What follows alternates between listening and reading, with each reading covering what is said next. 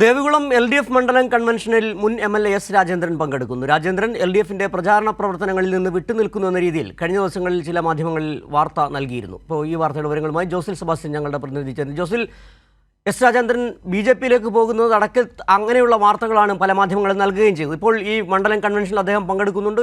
Convention എങ്ങനെ പുരോഗമിക്കുന്നു? സിജു, എല്ലാ അഭ്യൂഹങ്ങളും തള്ളിയാണ് എസ് രാജേന്ദ്രൻ LDFന്റെ ദേവികുളം നിയോജക മണ്ഡലം കൺവെൻഷനിൽ പങ്കെടുത്തുകൊണ്ടിരിക്കുന്നത്.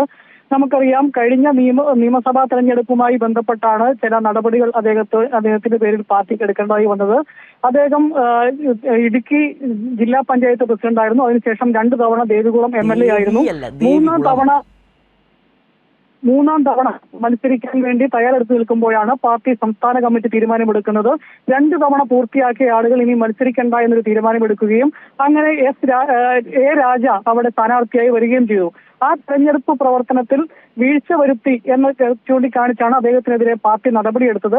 അതിനെ തുടർന്ന് അദ്ദേഹം നടപടിയെടുത്തതിനെ തുടർന്ന് പരിപാടിയിൽ നിന്ന് മാറി നിൽക്കുകയായിരുന്നു. അപ്പോഴാണ് ഈ അടുത്ത കാലത്ത് അദ്ദേഹം BJPയിലേക്ക് പോകുന്നു എന്ന തരത്തിലുള്ള പ്രചരണം ചില കേന്ദ്രങ്ങൾ, പ്രത്യേകിച്ച് ചില മാധ്യമങ്ങൾ, ചില രാഷ്ട്രീയ പാർട്ടികൾ എല്ലാം ഉയർത്തിക്കൊണ്ടുവന്നത്. ഈ പത്മജ വേണുഗോപാലിന്റെയും അതുപോലെ തന്നെ കോൺഗ്രസ് നേതാക്കന്മാരുടെയും എല്ലാം BJPയുടെ ഒഴുക്കിന്റെ ഒരു സാഹചര്യത്തിലാണ് അത്തരം CPMൽ നിന്നും ആൾ പോകുന്നു എന്ന രീതിയിലുള്ള പ്രചരണം ഉണ്ടായത്. എന്നാൽ അതിനെയെല്ലാം തള്ളിക്കൊണ്ടാണ് ഇന്ന് LDFന്റെ ദേവികുളം നിയോജക മണ്ഡലം കൺവെൻഷനിൽ എസ് രാജേന്ദ്രൻ പങ്കെടുത്തിരിക്കുന്നത്. സിജു, ശരി, ജോസിൽ സെബാസ്റ്റ്യനാണ് വിവരങ്ങൾ നൽകിയത്. മുൻ Devikulam MLA S Rajendran LDF മണ്ഡലം കൺവെൻഷനിൽ പങ്കെടുക്കുകയാണ്. നിലവിൽ മാധ്യമങ്ങളടക്കം വലിയ തെറ്റായ രീതിയിലുള്ള പ്രചാരണം നടത്തിയിരുന്നു. അതെല്ലാം പൊളിക്കുന്നതാണ് ഇപ്പോൾ അദ്ദേഹത്തിന് കൺവെൻഷനിൽ പങ്കെടുക്കുന്നു എന്ന വാർത്ത പുറത്തുവരുന്നത്.